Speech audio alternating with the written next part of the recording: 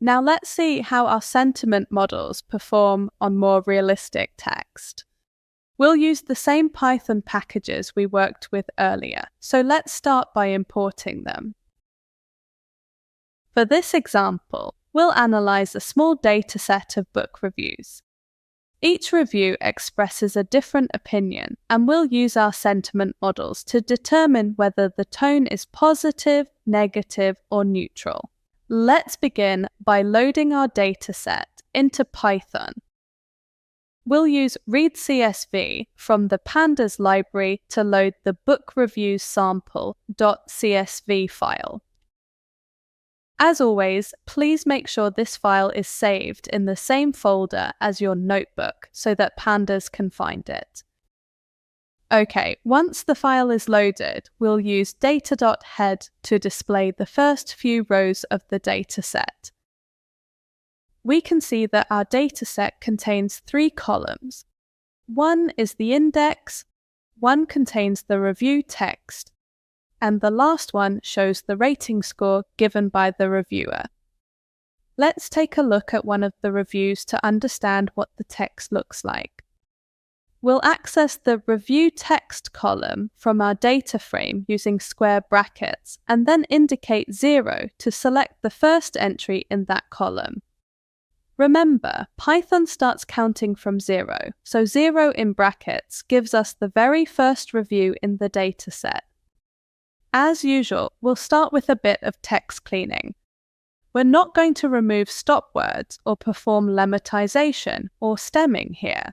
That's because, for sentiment analysis, small words like not or very can completely change the meaning of a sentence. If we removed or altered them, our sentiment results could become inaccurate. We can usually leave punctuation in, but for our example, we'll simply remove it to keep things clean and consistent. So first, we create a new column called Review Text Clean.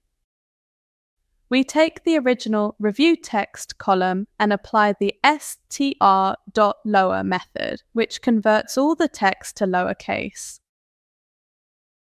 Next, we remove punctuation. We use the apply method to go through each row in our dataset and apply a small lambda function. Inside it, we call the re.sub function, which will search for punctuation marks and replace them with an empty string.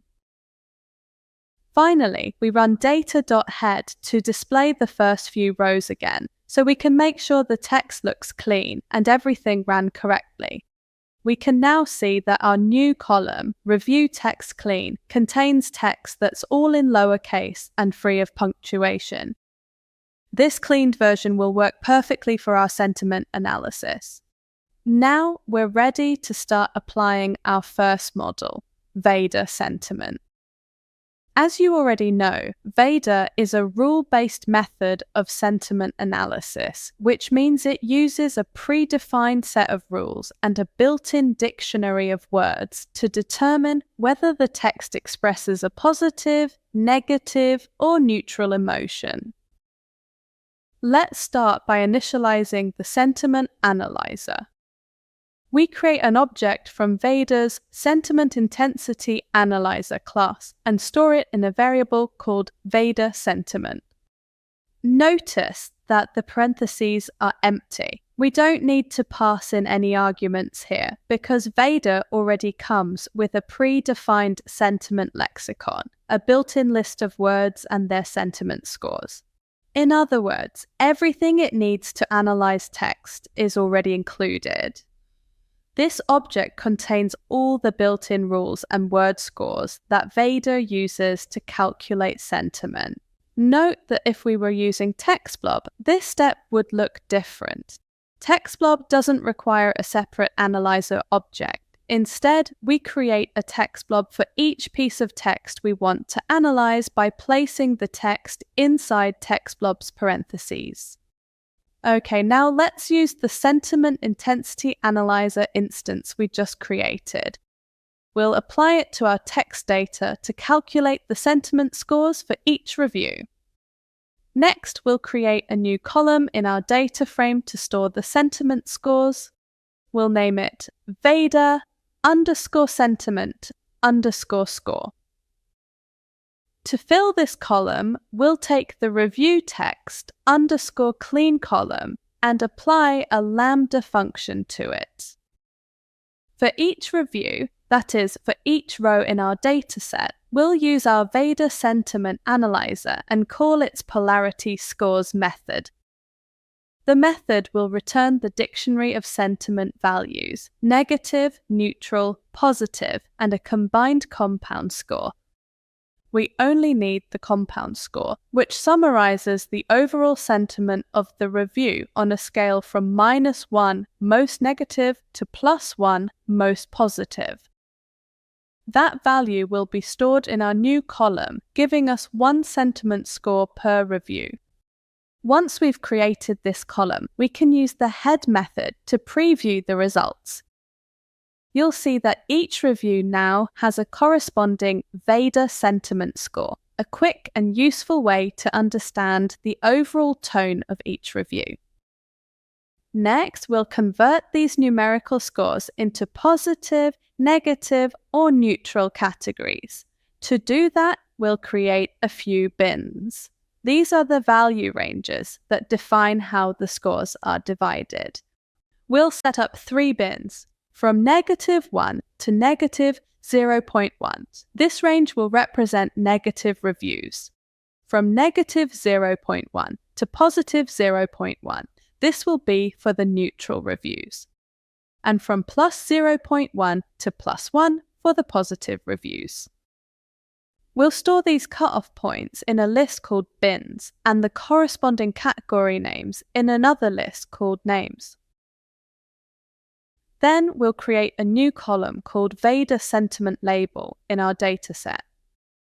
To assign the right label to each score, we'll use Pandas' cut function written as pd.cut. Now, let's break down what pd.cut does. The first argument is the column we want to divide into ranges.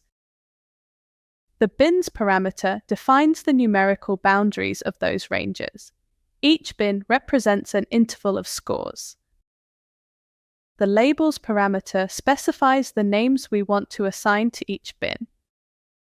So, in our example, pd.cut looks at every sentiment score, figures out which interval or bin it falls into, and then assigns it the label negative, neutral, or positive that corresponds to that range. After running this, our dataset will have a new column that neatly classifies each review as negative, neutral, or positive, making the results much easier to interpret than raw numbers. We can even make a nice bar chart to make it clearer. Start by indicating the column we want to visualize, Vader Sentiment Label, which contains the sentiment classification for each review. Next, we call the value counts method to count how many times each label, positive, neutral, or negative, appears. Finally, we add plot bar to create a bar chart from those counts. The plot part calls Pandas' built-in plotting feature, which works together with matplotlib, a popular plotting library in Python. The bar part tells Pandas to draw a bar chart instead of another type of plot, such as a line or pie chart. This way, each bar in the chart represents one sentiment category, and the height of the bar shows how many reviews fall into that category. Nice. Let's now move on to using pre-trained transformer models for sentiment analysis. We start by initializing a transformer pipeline using the pipeline function from the transformers library. For now, we'll use the basic sentiment analysis pipeline, but you can easily explore other models later to see how they perform. Next, we'll create an empty list called transformer labels to store the sentiment labels predicted by the model. Then, we use a for loop to go through each review in our cleaned text column. For each review, we perform the following steps. First, we pass the text into our transformer pipeline, which runs the pre-trained model and returns a list of results. Next, we extract the label value from the result. This will typically be positive or negative.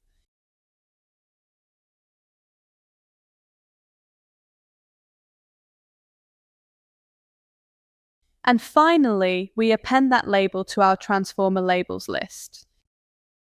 After collecting all the predictions, we create a new column in our dataset called Transformer Sentiment Label and store all the labels there. We can visualize the results with another simple bar chart. We start by indicating the column we want to visualize, Transformer Sentiment Label, and then call the value counts method followed by the bar method to display the results. This gives us a clear bar chart showing how many reviews were classified as positive or negative. In this case, you might notice slightly more positive than negative reviews. We don't see any neutral category because the default transformer model we used only returns two labels, positive or negative. If you'd like to include a neutral option or try other pre-trained models, you can explore the wide range of available models on the Hugging Face Transformers website.